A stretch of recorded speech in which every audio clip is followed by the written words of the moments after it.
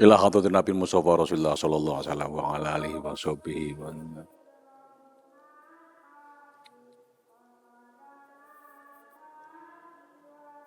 mu'allifi hadil kitab. Al-Fatihah. A'udzu billahi minasyaitonir rajim. Bismillahirrahmanirrahim. Shiratal ladzina an'amta 'alaihim ghairil maghdubi 'alaihim waladdallin. Amin.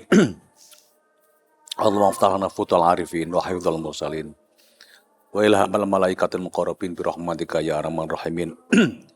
Bismillahirrahmanirrahim. Qala al-mu'adzim qala nadim rahimallahu taala wa ra'iha wa hiya fil a'mali sa'imatun wa in hiya tahlatil wa'ya fala tusimi kam hasanat ladzatan lil mar'i qatilatan min haitsu lam yadri anna summa fid dasami. Bismillahirrahmanirrahim. Wara'iha wari'uhalan anjogo sapa sira ing nafsu wahya hale utawi nafsu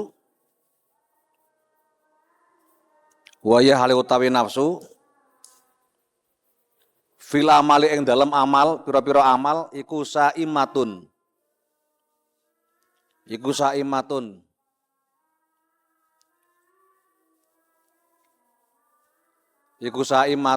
nek mana Jawane mangun iku ngenggone utawa melencengkan apa jenenge? Melencengkan. Memenggokkan atau melencengkan. Ya. Ya melenceng nang ngono kuwi. Karena itu ini nafsu itu seperti kemarin, nafsu itu akan membawa seseorang kalau diberi kuasa nafsu itu, maka nafsu itu akan menguasai seluruh jiwa manusia. Maka dan ini membahayakan bagi seseorang kalau jiwanya dikuasai oleh nafsu itu. Karena itu waro'iha. Jadi kita harus betul-betul memanage waro'iha itu, jogo itu sebetulnya memanage nafsu itu secara sebaik mungkin. Agar nafsu itu tidak membelokkan atau melencengkan kita ke dalam hal-hal yang sifatnya bertentangan dengan agama, bertentangan dengan fitrah manusia, bertentangan dengan perintah Allah, bertentangan dengan perintahnya Rasulullah Shallallahu Alaihi Wasallam. Makanya kita selalu untuk bisa kita menjaga nafsu itu terkendali dengan baik, maka kita harus paham bahwa ini adalah nafsu, ini adalah bukan itu ya. Maka kunci utama kita memahami itu tentu kita memahami agama dengan sebaik mungkin. Ya sebaik mungkin, karena kadang-kadang sepertinya itu sesuatu yang tidak masalah. Dalam agama enggak masalah. Tapi kemudian ketika kita dalam kondisi tertentu, maka itu jadi masalah. Misalkan antara perintah dengan kondisi tertentu gitu ya. Itu enggak bisa antara perintah dan kondisi itu disamakan. Misalkan ada perintah kulu wasrobu. Ya kulu wasrobu, makanlah dan minumlah. Tapi ketika bulan puasa, itu kan enggak boleh. Itu perintah Al-Quran kok. Itu perintah Al-Quran. Ketika bulan Ramadan enggak boleh kita makan dan minum dan sebagainya. Atau orang-orang tertentu itu makan dan minum itu kan di mana-mana boleh. Di mana-mana boleh. Tapi ada makan dan minum bagi seseorang itu yang menghilangkan kewiroian. Apa kewiroian itu? Kewibawaan. Menghilangkan kewibawaan. Contoh ono kiai mangan atau ngopi nih bawa brombong. Itu enggak boleh. Dosen ngopi nih bawa brombong itu enggak boleh. Bukan ngopinya yang nggak boleh, tapi karena sebagai dosennya itu yang di Brombong itu. Istilah wong Jawa ora pantes.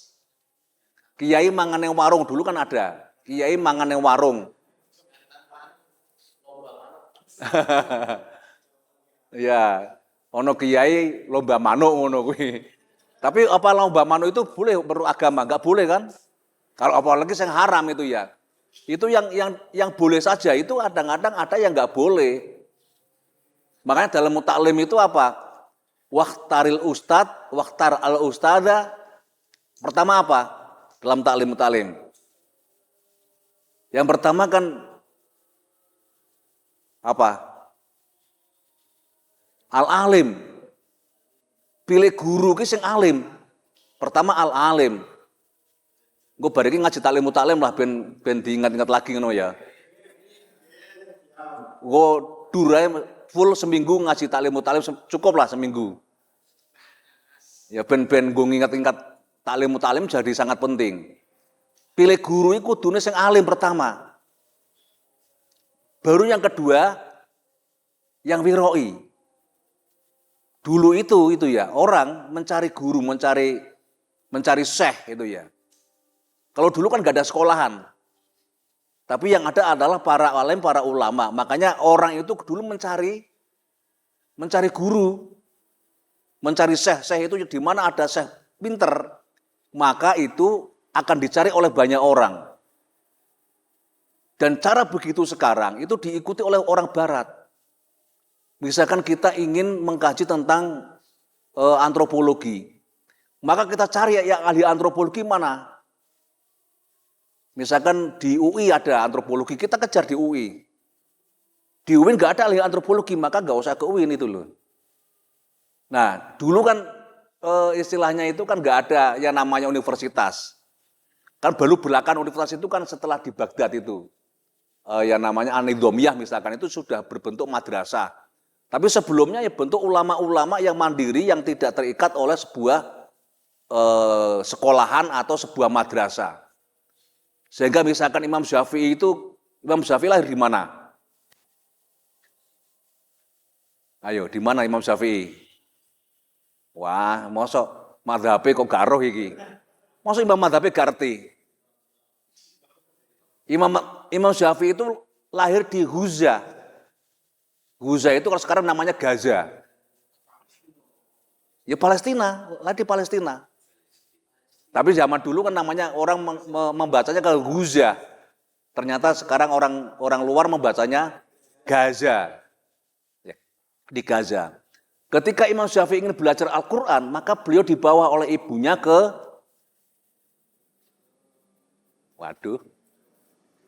dibawa ke Mekah. Kenapa di Mekah? Karena di Mekah banyak ahli qira'. Jadi ahli Al-Quran itu ada di Mekah. Maka Imam Syafi'i belajar Al-Quran itu di Mekah.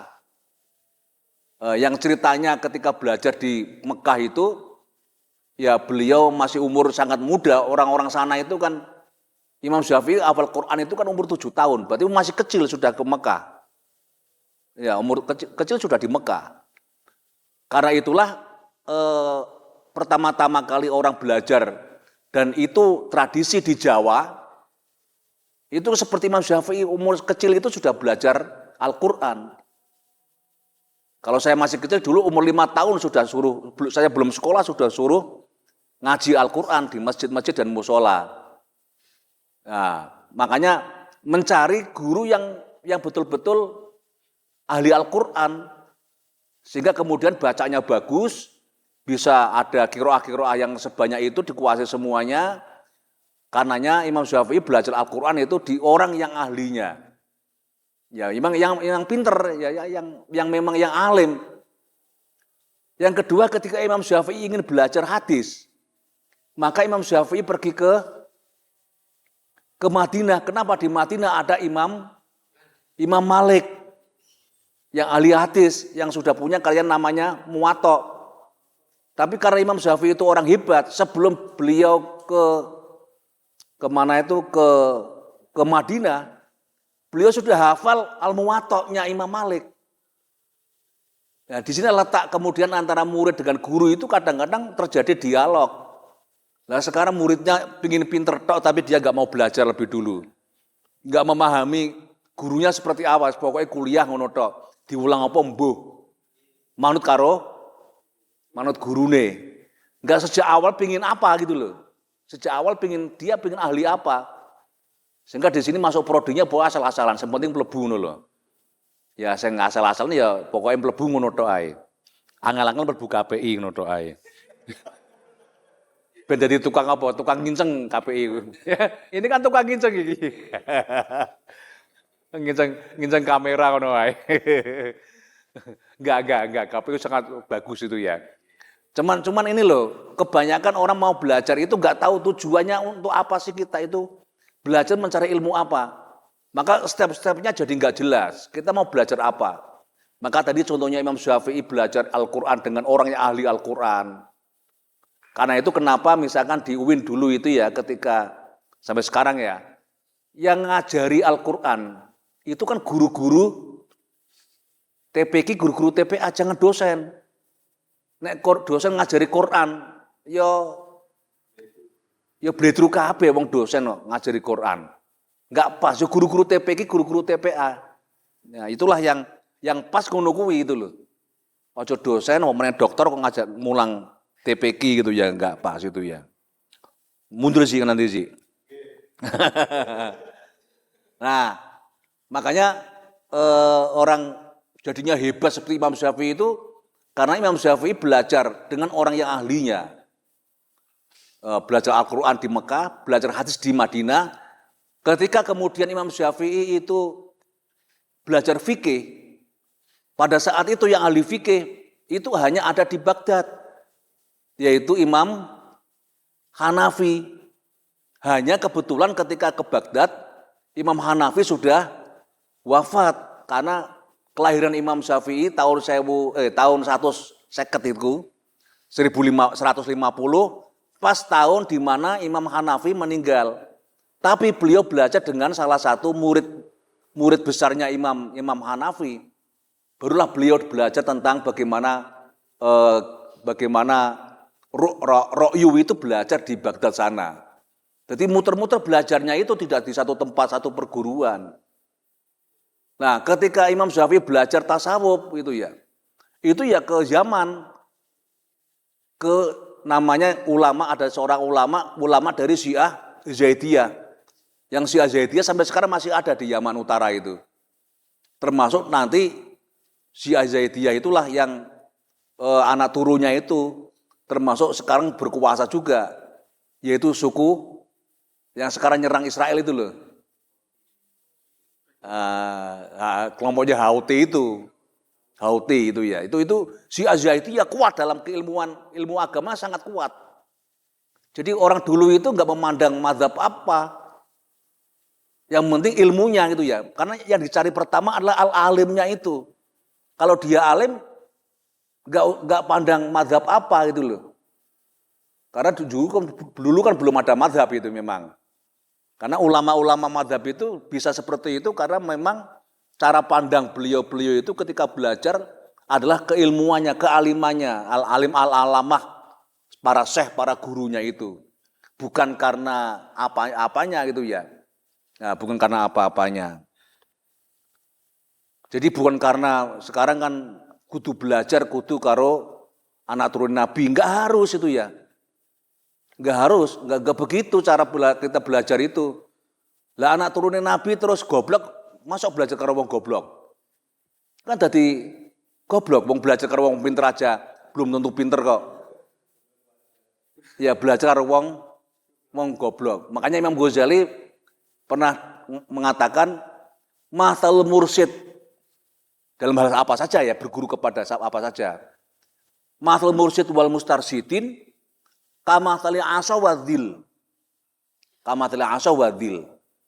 Namanya mursyid karo mustarsyidin, hubungan antara guru dengan murid itu kamathali asa wadhil. Itu laksana seperti tongkat dan bayang-bayang. Tongkat dan bayang-bayangnya. Jadi guru itu tongkatnya, murid itu adalah bayang-bayang.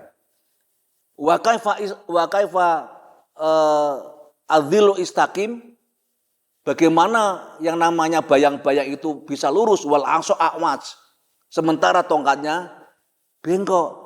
Kalau tongkatnya bengkok itu mesti bayangannya adalah bengkok. Lah wong-wonge putih gantenge bayang-bayangnya ireng kabeh. Ayang-ayangnya lho ireng kabeh, apa maneh sing ireng kaya apa rupane ngono lho bayang-bayangannya itu lho. Ya karena itu kita mencari itu ya guru dengan murid itu nanti akan tercermin di dalam keilmuan muridnya itu. Kalau kita belajar dengan orang bodoh, ya nggak akan jadi pinter. Kecuali keluar dari sang guru ini gitu ya.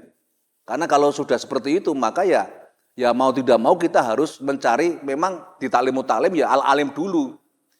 Baru yang kedua adalah wiroi. Nah tadi sesungguhnya singgungan kita kaitannya dengan bait ini adalah wiroi itu. Wiroi itu kan ada yang boleh sesungguhnya secara umum, tapi oleh dia itu tidak wiroi itu ya tidak pas, tidak pantas kan gitu kan, tidak pantas. Ya misalkan sarungan joget-joget itu kan pantas. Apa namanya jubahan joget-joget itu ya, kan orang pantas. Itu kehilangan wiroi. Bahkan orang-orang dulu, kiai-kiai dulu itu kalau ada orang yang begitu-begitu itu dianggap tidak termasuk bagian dari nifak, dari kemunafikan. Makanya orang yang suka ada seorang kiai kok seneng dangdutan ngono kuwi ya, joget-joget dangdutan. Maka ada yang tidak memperbolehkan dia menjadi bukan ustadz. Wong kiai kan ustadz toyoan itu. Dia tidak boleh menjadi menikahkan itu kondi atau hakim untuk menikahkan. Itu enggak boleh itu ya, enggak boleh. Ini maka menikahkan itu harus hati-hati pada memang betul-betul ustadz atau kiai yang memang menjaga wiroinya ini sehingga tidak terjaga, karena syaratnya hakim itu kan harus betul-betul tidak munafik gitu ya, tidak munafik. Bahkan di beberapa tempat itu ada salah satu munafik itu kiai pemerintah itu dianggap munafik, ada yang seperti itu. Itu sangat ekstrimnya karena dia hidup pada masa Belanda. Jadi pemerintah itu ya munafik. Kiai yang ikut Belanda pada waktu itu ya munafik. Dan sampai sekarang ajar itu masih tetap dipegang. Saya punya banyak kawan yang di Jawa Tengah banyak, di sini kayaknya nggak ada. Ya kayaknya nggak ada. Di Jawa Tengah ada yang seperti itu. Di daerah Pekalongan, Batang, terus Kendal itu banyak yang ada yang punya dulu kiainya itu dulu diasingkan sampai ke Pulau Buru. Karena itu dia semua pejabat pemerintah Belanda tidak boleh menikahkan. Maka biasanya nikahnya 2 kali. Nikah di kawah dan nikah di rumah. Yang sah itu nikah di rumahnya kiai itu. Yang satu golongan. Ya, jadinya eksklusif sebetulnya, tapi itulah sejarah mereka seperti itu. Ada kitabnya. Kitab mereka dan kitabnya itu berbunyi seperti itu, tapi kitab itu ditulis pada zaman pemerintah Hindia Belanda. Nah sekarang sudah merdeka tetap saja sama, karena meninggalnya kiainya itu sebelum kemerdekaan. Jadi dia nggak mengalami kemerdekaan sehingga tidak sempat untuk merevisi kitabnya itu loh. Ya nggak sempat merevisi kitabnya dan sampai sekarang nggak ada yang berani merevisi kitabnya. Jadi hukumnya tetap sama, pejabat pemerintah itu adalah tidak bisa menjadi wali hakim lah, ya tidak boleh menjadi wali hakim. Apa istilah qadhi apa ya? Menikahkan itu loh, yang tukang nikahi apa jenenge? Penghulu. Ya tidak boleh menjadi penghulu. Meskipun sekarang penghulu itu bukan sebagai yang menikahkan, tapi dia sebagai pencatat akad nikah, pencatat pernikahan atau petugas pencatat perkawinan itu ya. Kalau dulu penghulu itu ya yang menikahkan itu penghulu, ya dulu penghulu. Istilahnya penghulu itu ya pejabat pemerintah Hindia Belanda. Sampai segitu ada yang sampai segitu. Makanya ada beberapa ini terkait dengan nafsu tadi ya, nafsu dan kendali nafsu itu kadang-kadang memang di orang kebanyakan itu nggak ada masalah, nggak apa-apa. Tadi ya seperti makan di warung itu nggak apa-apa. Nah, kiai kan susah, makan di warung nggak boleh, nonton bioskop ya nggak boleh. Akhirnya banyak kiai yang kemudian nggak punya HP itu ya. Sehingga untuk misalkan sekarang kiai-kiai itu kan jarang yang punya HP itu loh. Karena ya termasuk ya benda aneh modern yang mereka mengatakan itu tidak pas untuk seorang kiai. Kiai itu yang lebih baik makanya sekarang masih ada juga santri-santri yang WA kepada kiai atau telepon ke kiai itu kan nggak berani. Ada nggak? Karena itu dianggap nggak sopan. Kalau mau datang ke kiai ya monggo Pak Zuri.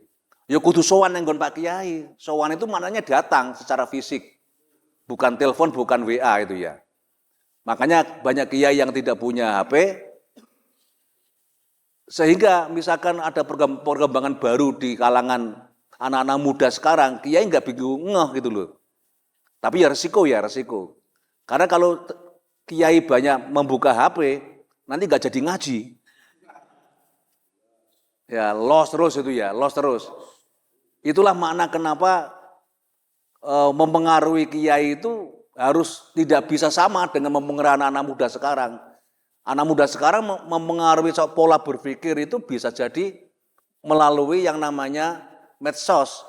Tapi kiai nggak bisa dipengaruhi begitu itu. Makanya jangan disalahkan kalau kiai itu ya cara pandangannya berbeda dengan cara pandang anak-anak muda. Itulah yang karena mereka sudah terbiasa tidak mau dengan ada modernisasi. Termasuk orang Jawa, bahasa Jawa, para kiai itu nggak berani itu untuk manai kitab keluar dari bahasa Jawa. Karena difahami bahasa Jawa itu bahasa yang memang bahasa yang memang digunakan oleh para ulama wali songo sejak dulu untuk memberi makna pada membaca sebuah naskah atau sebuah kitab. Bisa nggak pakai bahasa Indonesia? Bisa itu ya. Tapi orang kiai Jawa nggak mau.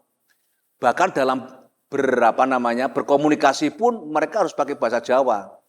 Kalau pakai bahasa Indonesia itu dianggap turis itu ya. Ya koyo turis saja itu ya. Makanya orang yang mondok di Jawa dari suku apapun itu harus bisa bahasa Jawa. Nggak mau itu ya, nggak mau itu mereka pakai bahasa bahasa asingnya itu ya. Dan itulah yang dulu pernah saya dikritik, misalkan anak-anak Thailand yang ke sini itu apakah harus pakai bahasa Inggris? Enggak, harus pakai bahasa Indonesia. Kenapa? Mereka supaya paham tentang Indonesia. Mahasiswa-mahasiswa luar negeri yang dari Mesir, dari Palestina, dari manapun ke Tulungagung pakai bahasa Indonesia. Supaya apa? Supaya mereka merasakan bagaimana bahasa Indonesia itu. Karena apa? Bahasa itu sangat penting untuk merasakan sesuatu. Jadi zauknya budaya itu dilihat juga dari sisi bahasa. Karena bahasa itu bisa berbeda ketika diucapkan dengan lafal yang berbeda. Dulu ada kawan saya dari dari Afrika, waktu di Jogja itu loh. Jadi ditanya, kamu sudah berapa lama di sini? Saya meninggal di Jogja sudah 1 tahun. Maksudnya saya sudah tinggal di Jogja 1 tahun, tapi bahasanya saya meninggal di Jogja sudah 1 tahun. Jadi saya sudah meninggal. Memang agak bagi orang asing antara aktif dengan kata sifat itu kan susah membedakan. Misalkan hasil dalam bahasa Inggrisnya kan sukses. Maka orang sana itu ya setengah Inggris, setengah bahasa Indonesia. apa? Kita alhamdulillah sudah bersukses itu ya. Bersukses. Nah, kiai melo-melo bahasa Inggris. Ini para fitnator-fitnator gitu loh. Jadi bahasa Arab dicampur bahasa Inggris fitnator. Ini para fitnator-fitnator itu ya. Jadi makanya kemudian dipaksa pakai bahasa Indonesia supaya mereka paham terkait dengan budaya kita. Karena bahasa itu menunjukkan sebuah kebudayaan. Itulah selalunya kenapa meskipun orang Sunda kayak Didin itu ya, kalau belajar di pesantren Jawa, itu juga harus bisa bahasa Jawa, makanya kiai mesti maknai pakai bahasa Jawa. Soal sekarang kemudian karena pesantrennya sudah nasional, itu ya sudah pakai bahasa Indonesia. Makanya pondok-pondok besar di Pulau Jawa ini disuruh seperti pondok modern pakai bahasa Inggris, nggak mau. Karena itu menyalahi kodratnya pondok pesantren. Ya, menyalahi kodratnya pondok pesantren. Bahkan bahasa Arab lesan pun ya gak ada yang mau gitu loh. Beberapa pesantren yang sudah mencoba hampir semuanya gagal. Ya, hampir semuanya gagal. Kecuali memang pesantren yang sudah sejak awal mendesain begitu itu seperti Gontor itu ya. Nah, dan pesantren-pesantren lainnya yang senada dengan itulah. Nah, itulah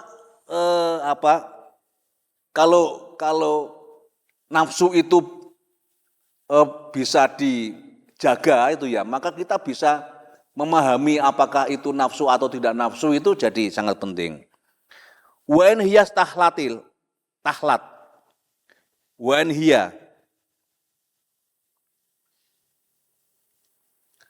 lamun hiya nafsu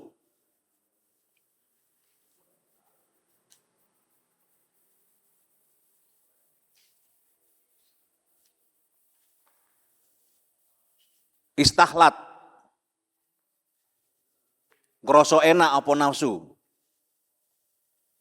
almar'a ing suket ya rumput-rumputan mar'a suket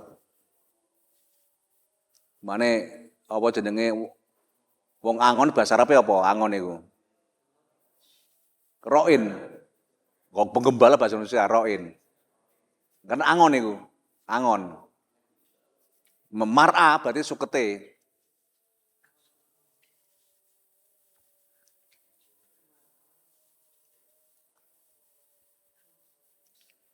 Falatusimi mongko aja nenten sira. Jadi kalau nafsu itu sudah merasa enak dia seperti itu, maka jangan ditetapkan sebagai sebuah kebenaran. Jadi nafsu itu selalu meskipun kelihatannya baik, nafsu itu sepertinya dia membiasakan sesuatu yang bagus, tapi kita tahu bahwa ini adalah nafsu. Ya, seperti orang makan itu kan enak. Ya, makan itu enak.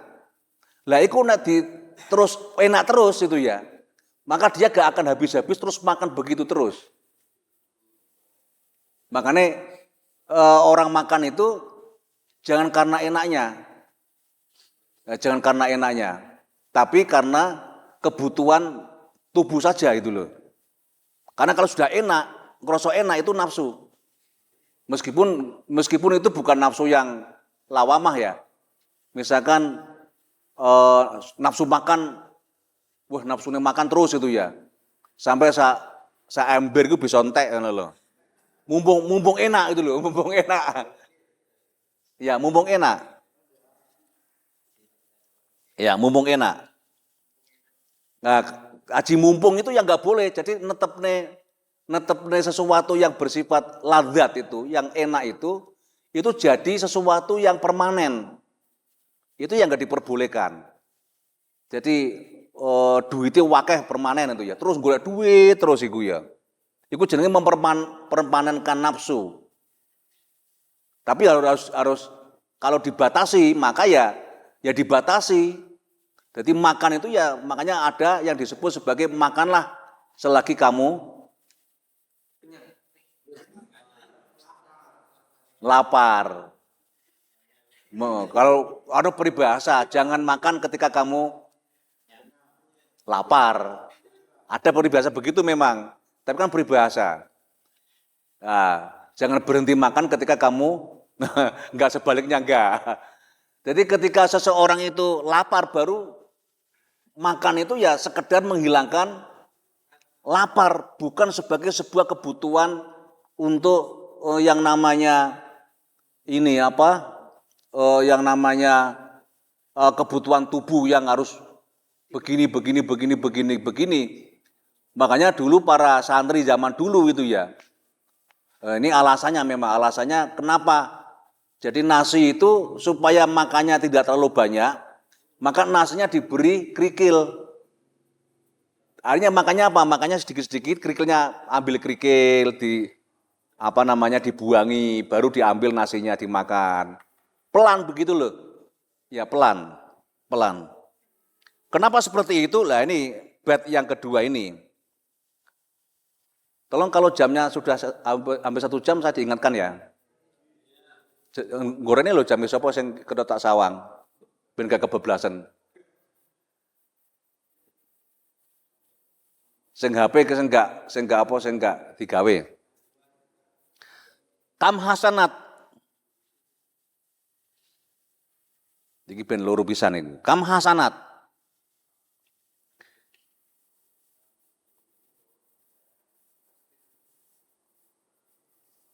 Pirang-pirang maesi. Apa nafsu?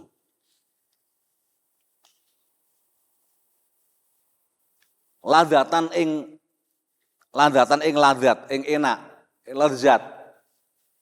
Jadi lezat itu bahasa Arab. Di Indonesia kan jadi lezat itu ya, lezat. Itu bahasa Arab. Atau ladid itu ya. Legit itu lah, ladid kan jadi legit itu ya. Ya, ladat atau lezat atau legit itu ya dari bahasa Arab. Ladat itu gitu ya. Lil mar'i kadue wong, lil mar'i marang wong. Qatilatan kang mateni. Jadi nafsu itu ndi to jame? Wis pira? Aku kan gak iso ndelok jam nang kene masalahe.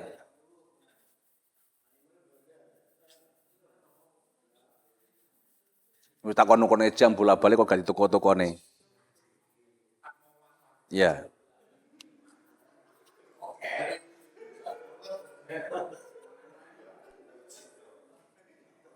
Kan gue tenger tok jane ngono kuwi lho ben gak kebablasan atau ben gak kekurangan. Kam hasanat ladatan lil mar'i qatilatan. Jadi banyak yang namanya nafsu itu ya ngapi-ngapi menghiasi sesuatu dengan keenakan. Makan enak, kayak mangan enak. Kita makan apa? Atau kita makan sate itu ya, enak. Lah, kadang-kadang yang namanya nafsu itu seperti sate yang kita makan enak itu, kita nggak tahu bahwa di dalam sate itu ada yang membahayakan dan itu bisa membunuh. Mangan sate kok saking enake wake sampai 20 tusuk. Bareng ngono nang jeding ambrun. Stroke gitu loh. Itu jenenge apa namanya? Ya jenenge ya apa jenenge kuwi? Gragas lah itu ya. Jadi tapi mangan begitu itu enak gitu loh, enak terus itu ya. Akhirnya itu ya bisa membunuh seseorang. Ya, dan banyak hal yang mengenakan begitu itu bisa membunuh seseorang. Atau ya min haitsu lam yadri ana summa fid dasasi. Min haitsu lam yadri. Sanging sekirane orang ngerti sapa si wong. Min haitsu la yadri orang ngerti sapa wong. Ana summa yang to setuhune racun iku fidasami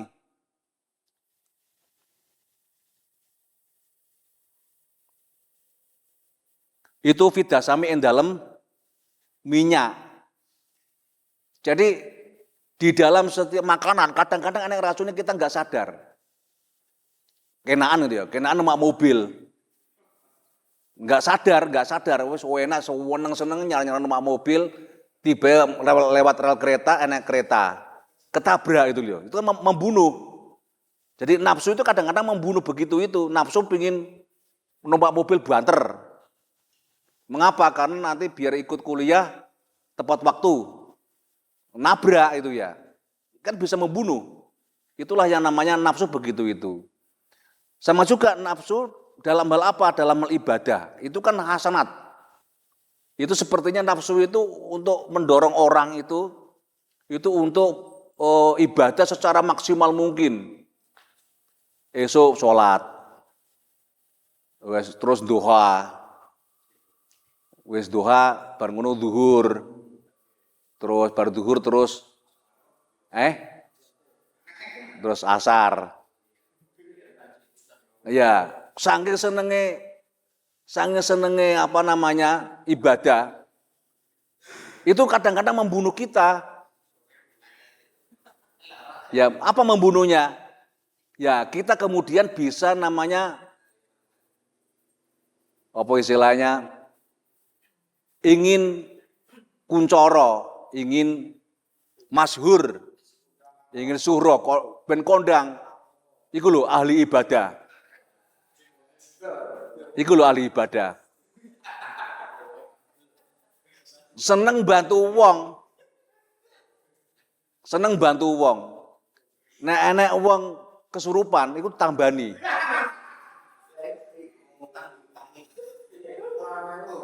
Tujuannya apa? Tujuannya ben dia disebut, kuwi lho, dukun dogdeng.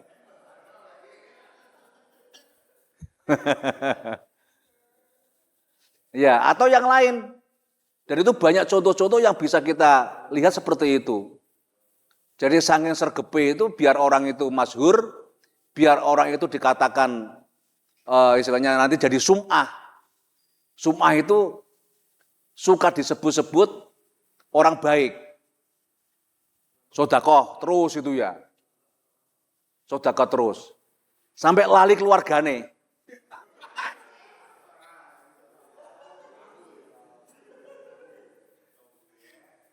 Ya, gelem biayai wong tapi keluargane gak gelem nafakoi ngono lho. Lah itu biar disebut apa? Biar disebut sebagai dermawan. Nah, itu juga nafsu gitu ya, nafsu. Lagi meh pilkada, apa jenenge pilkada yo dilungkas akeh anu lah. Akeh anune lah.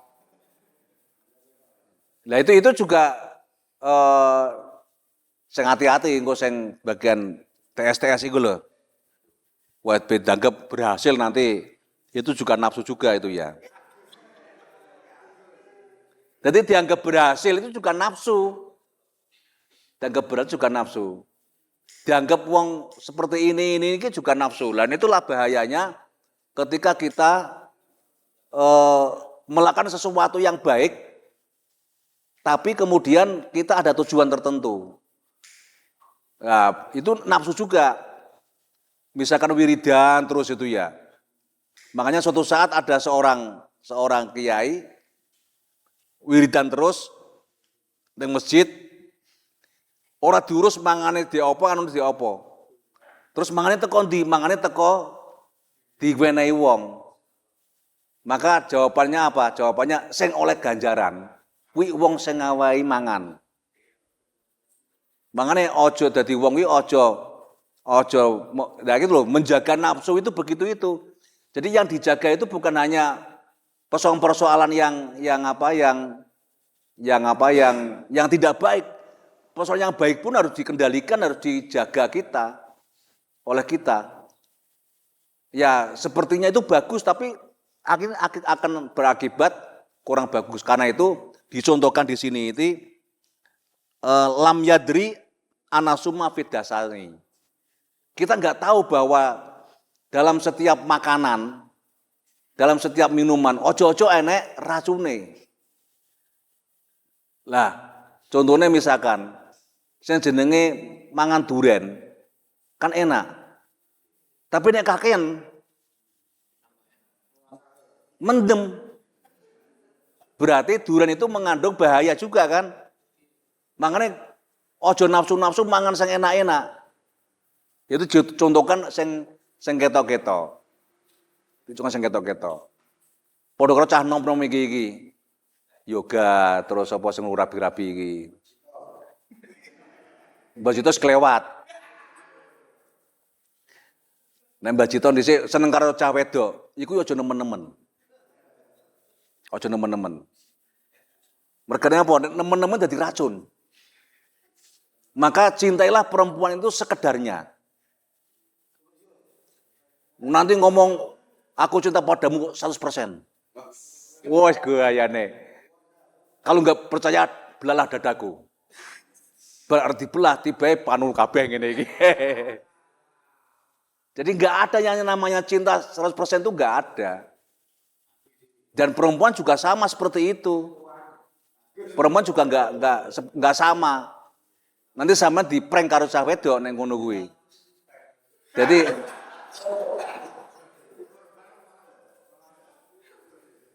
Jadi jangan mencintai sesuatu secara berlebihan. Berlebihan itu juga sepertinya kan baik-baik saja. Aku tujuanku untuk tak nikahi kok. Ya, sampai kemudian makanya jadi racunnya apa? Ketika misalkan sampai berjanji kepada si perempuan, akhirnya apa? Mengada-ada. Ingin menikahi, pokoknya nanti kalau kamu menikah sama saya, jangan sepeda motor, jangan mobil, kereta pun saya belikan. Wah.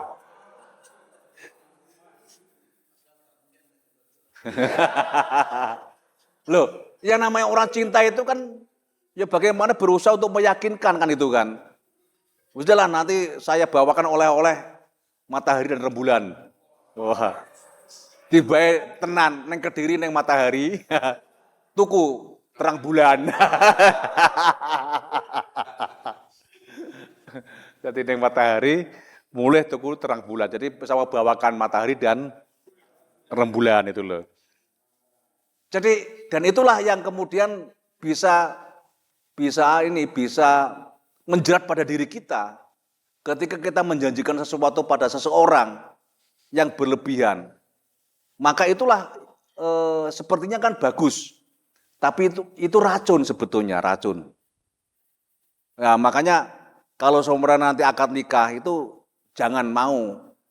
Misalkan janji jika 3 bulan berturut-turut saya apa itu? Segot anu loh. Segot iki lho, apa sebenarnya? Apa jenenge Pak Zuri? KUAW loh. Segot taklek. Ya. Apabila segot nikah, apabila saya meninggalkan istri saya selama 3 bulan maka secara otomatis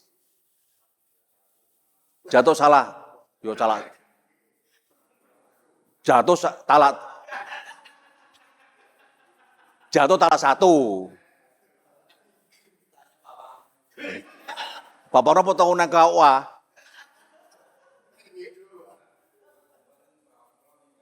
Lah ya. Itu bahayanya apa? Kalau dia meninggalkan misalkan 3 bulan berturut-turut dan kemudian jatuh talak nikah, kemudian dia pulang setelah 3 bulan dan melakukan hubungan suami istri, itu kan perzinaan. Itulah bahayanya begitu itu. Makanya jangan keburu nafsu.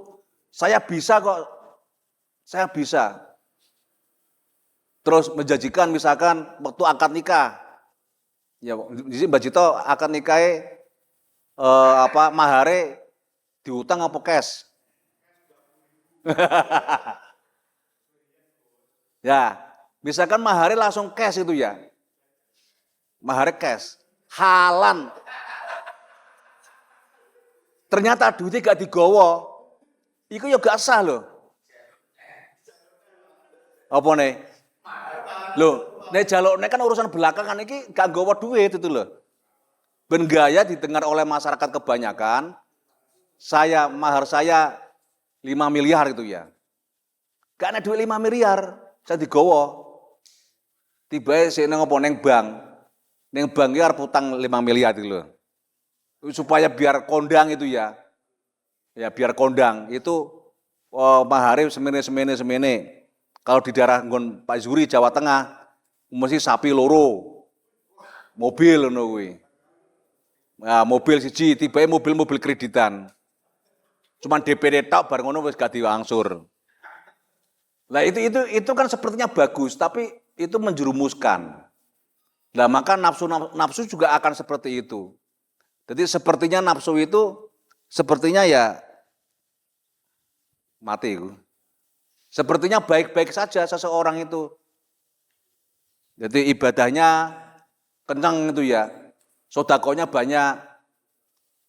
Sholatnya jamaah yang masjid terus. Tidak pernah lewat. Tapi nafsu itu bisa memenggokkan kemarin itu. Ketika nafsu itu berkuasa, maka nafsu itu bisa membelokkan seseorang itu ke dalam kejerumusan yang mematikan. Karena itu kita harus hati-hati terhadap nafsu itu, maka dijaga betul bahwa seseorang itu ketika sudah berlebihan, maka itu lebih banyak nafsunya. Nah, misalkan wong bar loro ngono kan gak doyan mangan. Tapi nek ora semari, weh mangan tuwel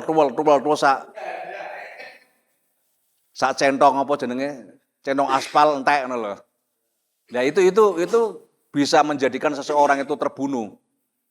Maka maksud terbunuh dalam konteks nafsu itu, nanti nafsu itu bisa membunuhmu meskipun nafsu itu untuk memerintahkan atau hasanat, untuk memaesi dengan kebaikan.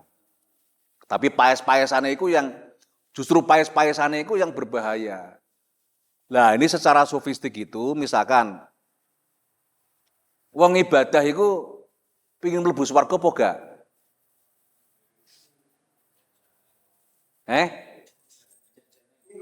Nah, jadi nek wong ibadah pingin mlebu swarga atau wedi neraka, itu sebetulnya masih nafsu. Iki masih nafsu. Itu membahayakan.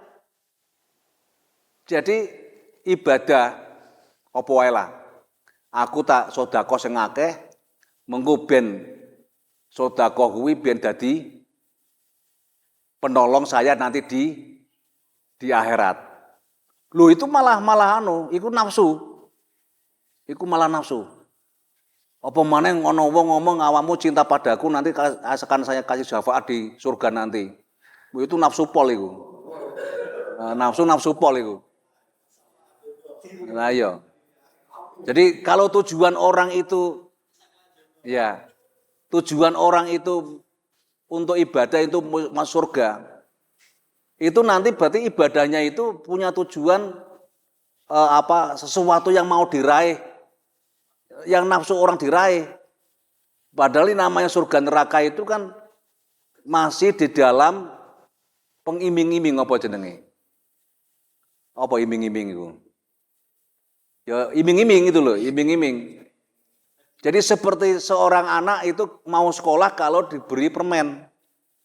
Berarti kita itu mau ibadah kalau diberi swarga. Ya karena itu Robiah Adawiyah dalam bukan Robiah Adawiyah, syairnya siapa ini? Syairnya Abu Nawas konon itu ya. Ilahi lastulil firdausi ahla. Ya Allah, saya itu tidak pantas menjadi penghuni surga. Wala aqwa alil jahimi, tapi kalau suruh masuk neraka, yo jangan dong ya Allah gitu loh. Jadi ibadah itu bukan untuk masuk surga, tapi sebagai sebuah kewajiban ila liya'budun wa ma khalaqtul jinna wal insa ila liya'budun. Makanya orang-orang sufi itu ketika beribadah nggak ada tujuan apa-apa. Ya saya ya yang ibadah saja gitu loh. Diterima atau tidak diterima urusan orang lain.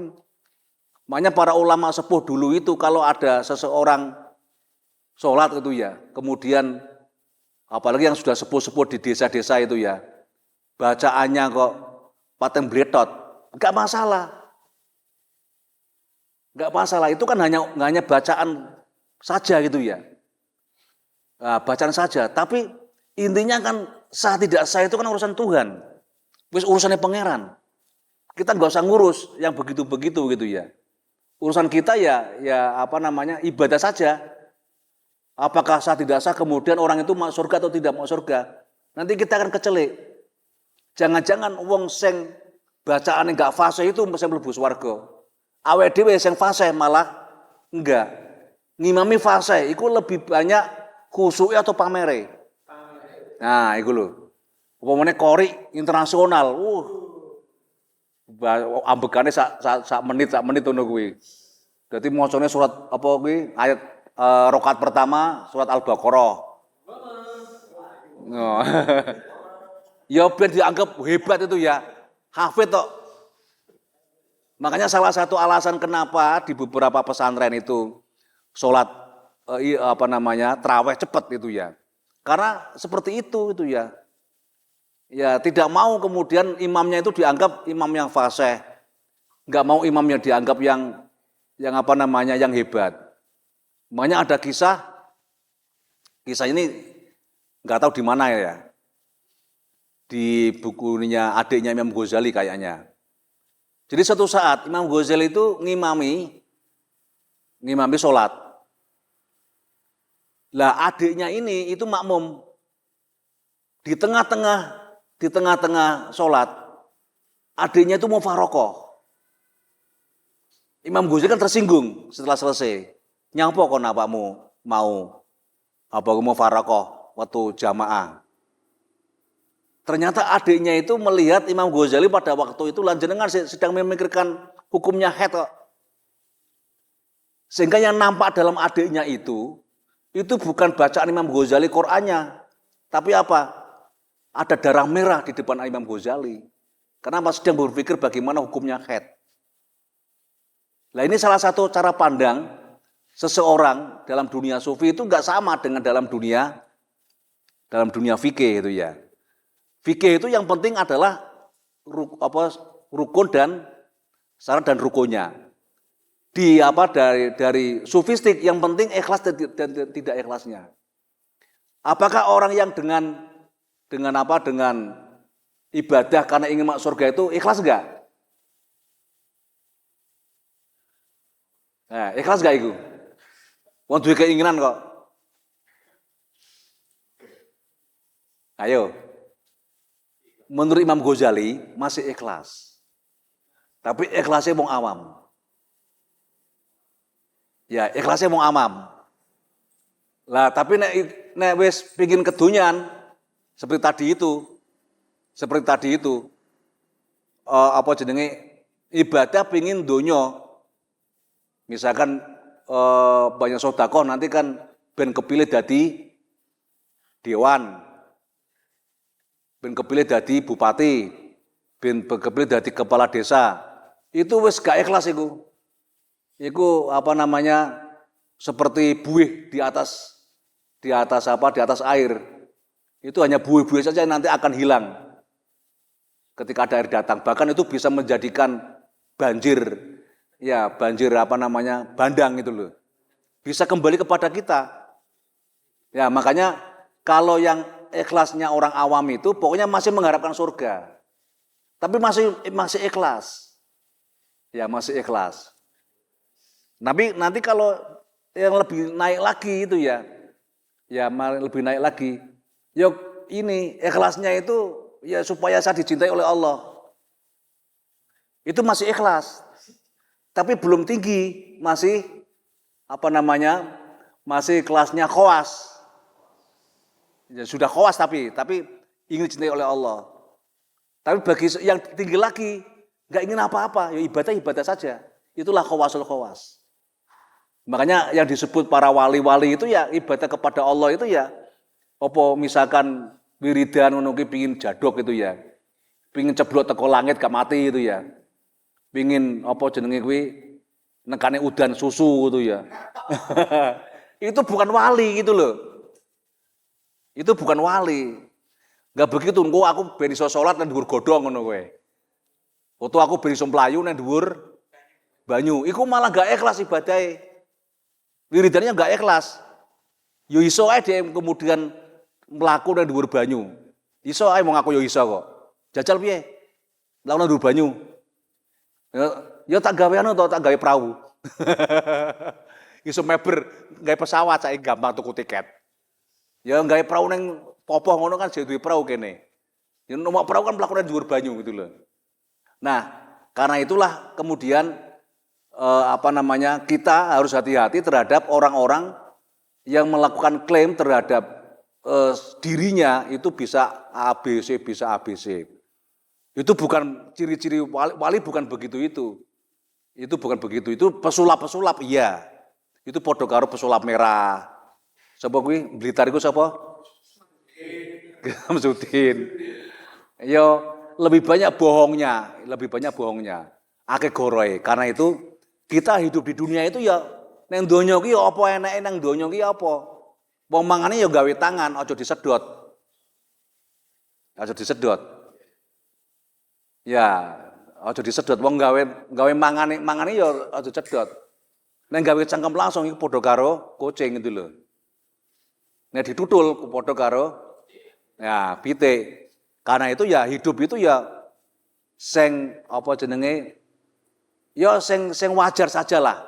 Hidup itu wajar saja. Enggak usah aneh-aneh itu ya, enggak usah aneh-aneh. Ngono ana wong gendeng sithik dianggep wali. Ditutne nang ndi-ndi ngono ae. Nah, ngono nek kok nomor. Ya ana sing pengalaman ngono kuwi, Wan. Ngono yo ngejak-ngejak barang ngono kuwi. Ngejak-ngejak wong ana sing parah nyilem ning kolam apa ngono kae. Ben dadi dicoblos ngono macam-macam. Ya urusan donya ya urusan donya. Ya jadi kalau dalam hal politik ya politik gitu ya. Gak usah melibatkan bab ngono-ngono kuwi. Dadi malah ning kuburan, ning politik ning kuburan. Sing duwe swara apa wong mati lho.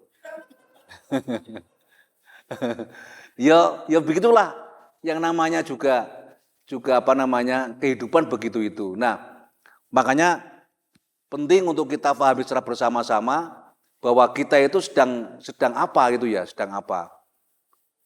Nah, persoalan yang lebih berat itu memang kita tahu bahwa kita nggak sadar bahwa sesuatu yang baik itu di dalamnya seringkali ada sesuatu yang membayangkan pada kita. Sesuatu yang baik itu tidak semuanya kemudian baik. Tidak semuanya baik. Dan tidak semua yang jelek itu kemudian jelek bagi kita. Makanya nyawang wong elek, itu jangan kemudian kita menjelekkan orang itu.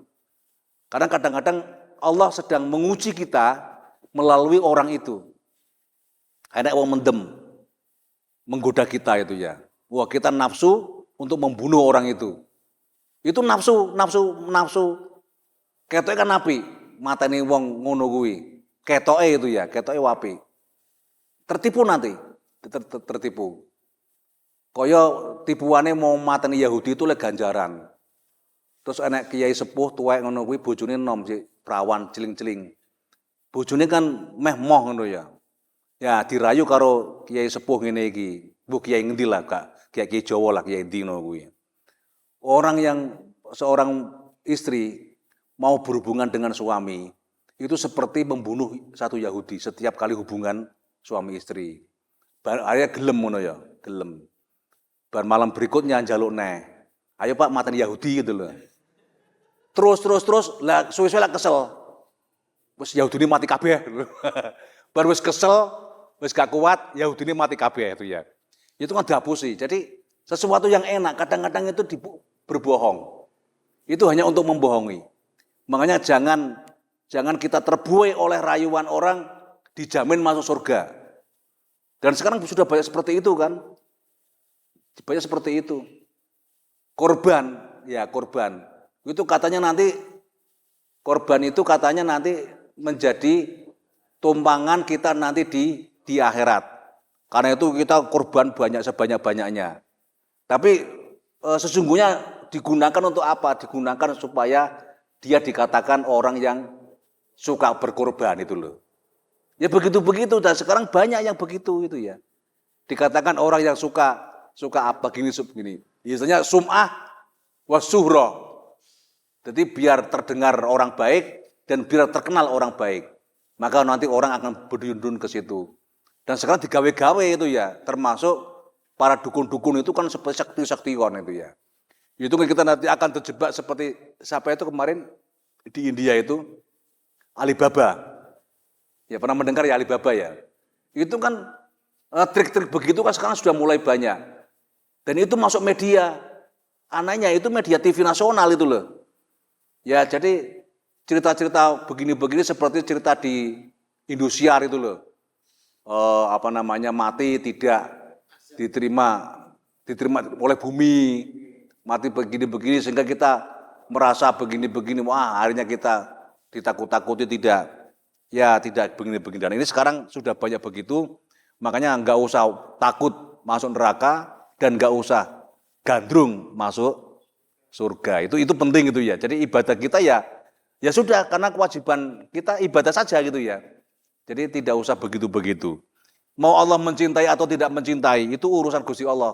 Allah kok didikte. Ya itulah podo karo mahasiswa ben dicintai dosennya toh. Kemudian soal-soal pekerjaan dosennya dikerjakan itu ya. Tapi kan masa ada mahasiswa ngatur dosen. Nilai saya mestinya apa? Dan itu banyak di kita banyak protes itu ya. Mestinya saya nilai A loh. Saya menilai itu awakmu apa dosen itu? Kok nilai awake dhewe kuwi? Nah sekarang banyak seperti itu. Orang menilai sendiri-sendiri bahwa saya adalah penghuni surga. Bahkan ada juga yang menilai bahwa saya adalah pemegang kunci surga itu loh. Itu yang berbahaya. Al-Fatihah. Wallahu a'lam bishawab.